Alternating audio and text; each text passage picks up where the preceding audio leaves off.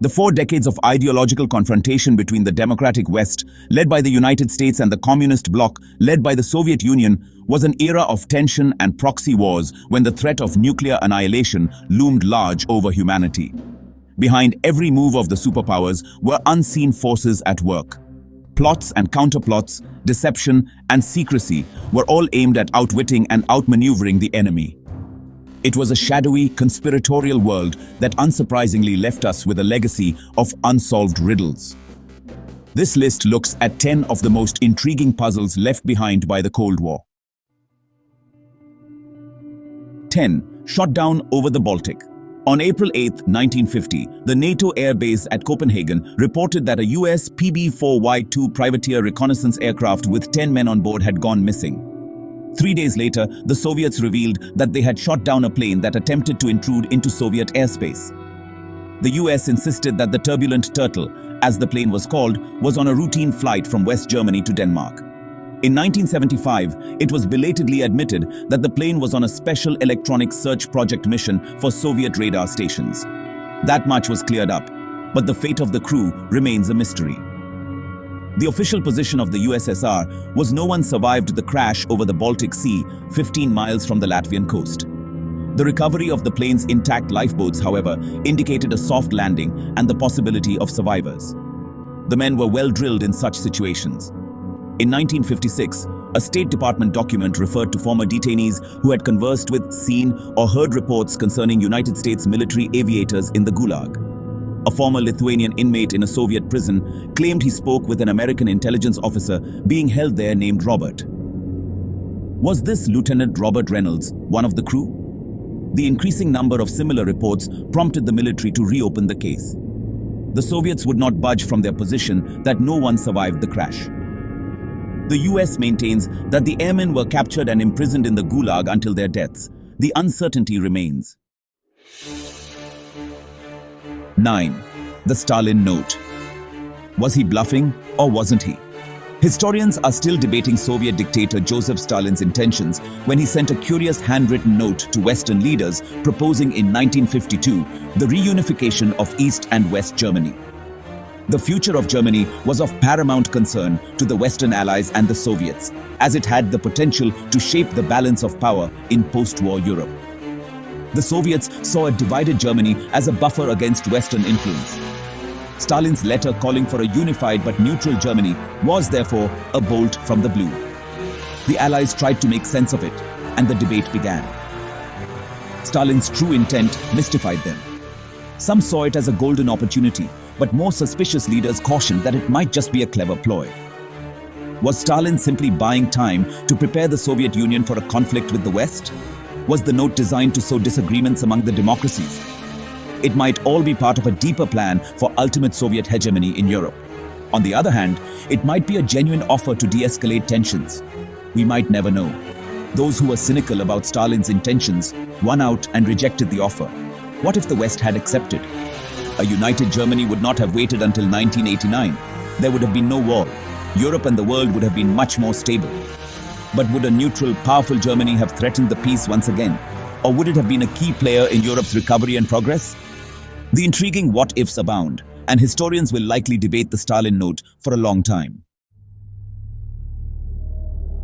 8.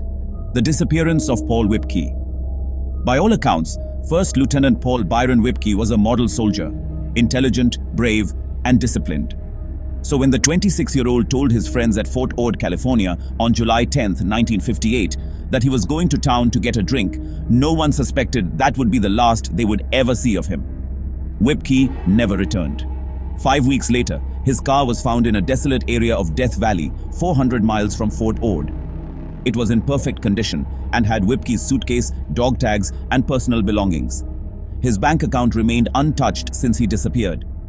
Strangely, the army didn't show much curiosity about what happened to Whipkey, assuming he would eventually return, so they conducted a superficial investigation and declared him AWOL. An army hearing in 1982 concluded that Lieutenant Whipkey may have wandered out into the desert and succumbed in the extreme heat, and that the shifting sands have made it a near impossibility to find or recover his remains. The army enigmatically added that his unauthorized absence is excused as unavoidable, that his death was incurred in the line of duty, not due to his own misconduct. It raised suspicions that the military knew more than it was letting on. Paul's brother Karl, carrying on his own investigation, discovered that his brother had flown 5 atomic test missions. Was he exposed to lethal radiation or another type of new weapon? Did he know of the military use of human guinea pigs? Was he used in a clandestine secret operation and killed by other spies? The FBI destroyed all their files on the case in 1977, so the answers will likely remain forever buried. In one of the most controversial Cold War espionage cases, State Department official Alger was found guilty of perjury in lying about his involvement in a Soviet spy ring before World War II. Crucial to his conviction was the testimony of a confessed courier for the ring, Whittaker Chambers, who alleged that Hiss had handed him State Department documents to turn over to Moscow. Hiss served 3 years of a 5-year prison sentence, was released in 1954, and died in 1996, still proclaiming his innocence. In 2007, author Kai Bird claimed there was new evidence suggesting that the real spy was another US official named Wilder Foote, not Hiss. Meanwhile, Hiss's stepson Timothy Hobson said that Chambers never visited his stepfather's home, where he stayed while recuperating from an injury on the date he claimed. Hobson said that a vindictive Chambers invented the spy story after Hiss rebuffed his sexual advances. Relevant documents in the publicly accessible Russian archives never mention Hiss or Chambers. The KGB documents referring to their State Department source only call him by the alias Ailes. The clear references to Hiss in KGB files only total 5 pages. In the intercepted Venona cables between Moscow and its overseas outposts, Hiss was unambiguously referenced, which actually points to his innocence, since no agent or handler would ever say Bond, James Bond, and divulge his true identity instead of using a code name. Even after Hiss was convicted, the FBI was still conducting an investigation into the mysterious Ailes, suggesting it had doubts he was Hiss. Alice had attended the Yalta Conference in 1945 before proceeding to Moscow. Hiss was at Yalta, but so were Foote and 7 others from the State Department. Were Alice and Hiss the same person? There seems to be enough reasonable doubt to question this conclusion. Perhaps the Alger-Hiss case is one big miscarriage of justice. Joseph Stalin died on March 5, 1953, of a massive brain hemorrhage due to hypertension and atherosclerosis of the blood vessels. So goes the official account, which is still repeated in history books. Yet, at the back of this assertion hovers the suspicion that Stalin was actually murdered by one of his inner circle. But who? Stalin had been having serious health issues since the 1940s and suffered a series of strokes, prompting his personal physician to advise rest from affairs of state. The ever-paranoid Stalin suspected a plot to put him away, a tactic he himself used on Vladimir Lenin, and sent his doctor to prison as a spy. He did, however, spend more time in his dacha outside Moscow, where he would often invite his 4 closest associates, Georgy Malenkov, Lavrenti Beria, Nikolai Bulganin, and Nikita Khrushchev, over for dinner and a movie. If Stalin was murdered by poison, one of these 4 was most likely the culprit. Stalin had always reminded them that they were all expendable. Now, with rumors of a new wave of fresh purges reminiscent of the Great Terror of the 1930s swirling, they might have been fearful for their lives, a compelling motive for murder.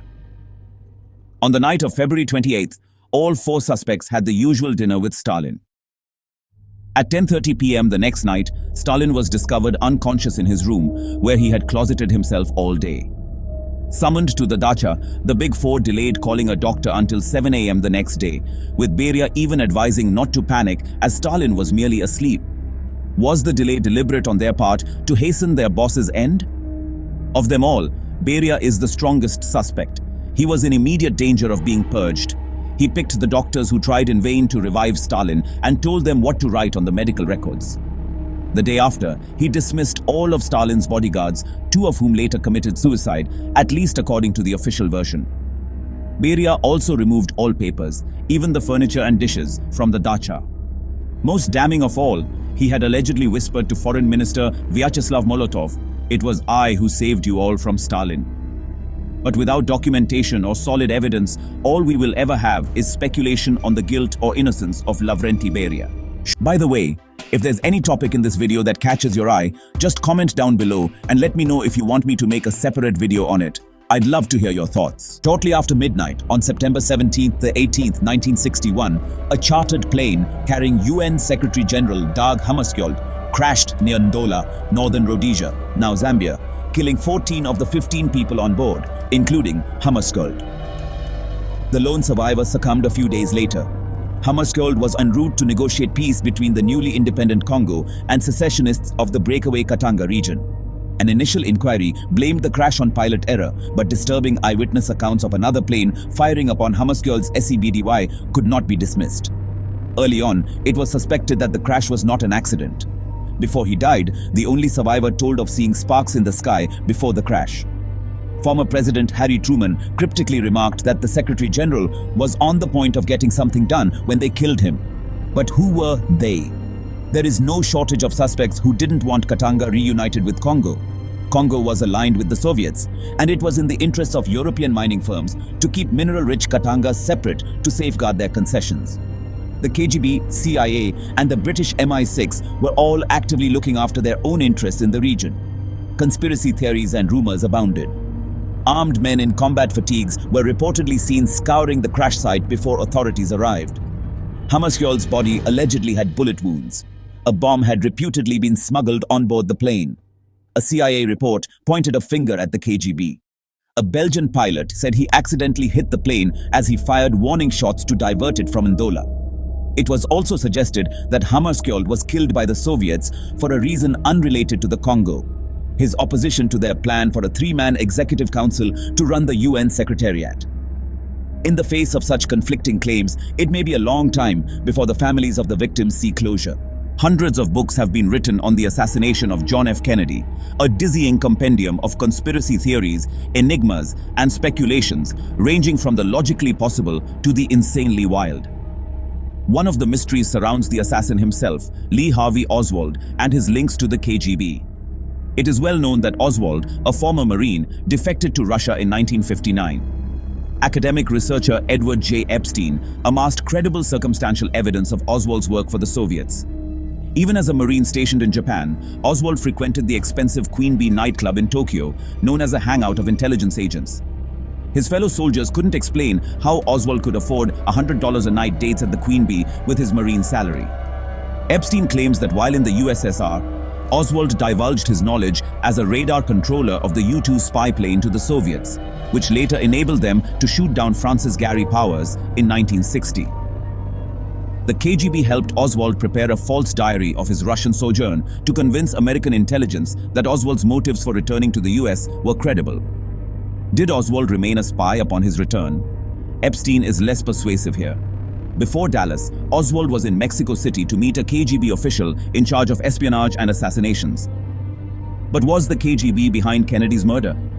This assumes the killing was meticulously planned.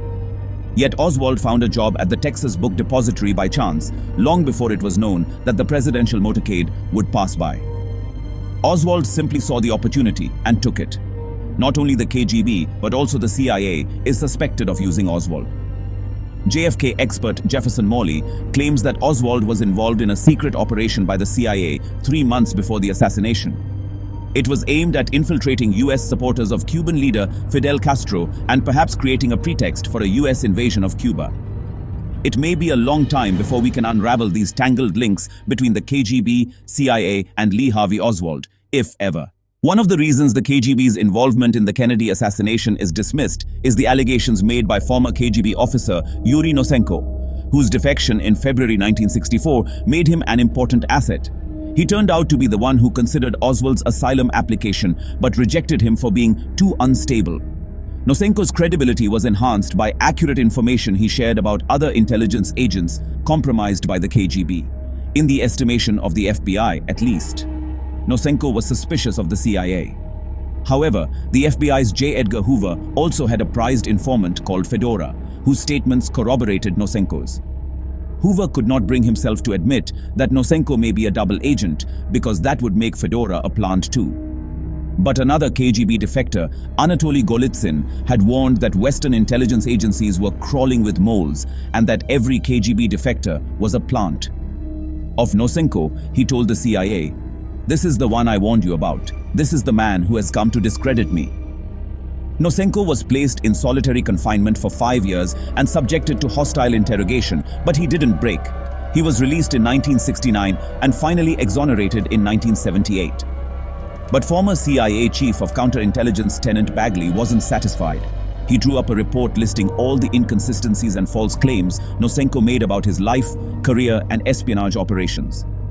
Many readers will conclude that Nosenko was a phony sent by the KGB to deceive a gullible CIA, said a Washington Post review.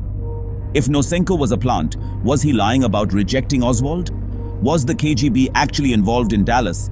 And was Nosenko sent to diffuse American suspicions and avert nuclear war? The questions are as tantalizing as ever.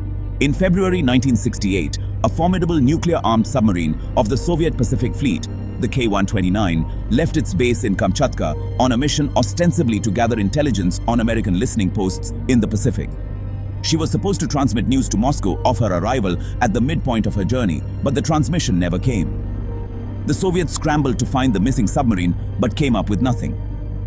What happened to K-129? Its division commander believed it was rammed and sunk by the sub USS Swordfish, which had radioed to the base that it had an accident at sea and returned to port with a broken periscope. But the Americans insisted that the Swordfish was 200 nautical miles from K-129 at the time she vanished and that its periscope had been damaged by ice packs in the Sea of Japan. The US sound surveillance system had detected a bang as if from an explosion in the waters near Hawaii, and the submarine sent to investigate finally found the wreckage of the K-129 in August. The Navy, with the help of the CIA and billionaire Howard Hughes, plucked the K-129 off the ocean floor with a giant claw. Examination of the remains only deepened the mystery as to why it exploded and sank. There are many theories, but the most interesting and alarming is that K-129 was a rogue submarine attempting a nuclear strike to trigger World War III. This theory builds on the fact that only 2 out of the sub's 3 nuclear torpedoes were recovered from the wreckage. The third nuclear device is still missing. Or is it? In his book Red Star Rogue, author Kenneth Sewell paints a conspiracy in which rogue KGB commandos take over the sub to launch an attack on Hawaii, a second Pearl Harbor, and make it appear that China did it. This would provoke a war with the US. When China would be destroyed, the US weakened, and the USSR would become dominant. But Ukrainian captain Vladimir Ivanovich Kobzar realized the commandos had no authorization from Moscow and supplied them with the wrong launch codes. Launching with the wrong codes detonated the warhead, blowing up the ship. Kobzar had sacrificed his sub, his men, and himself to stop a nuclear war.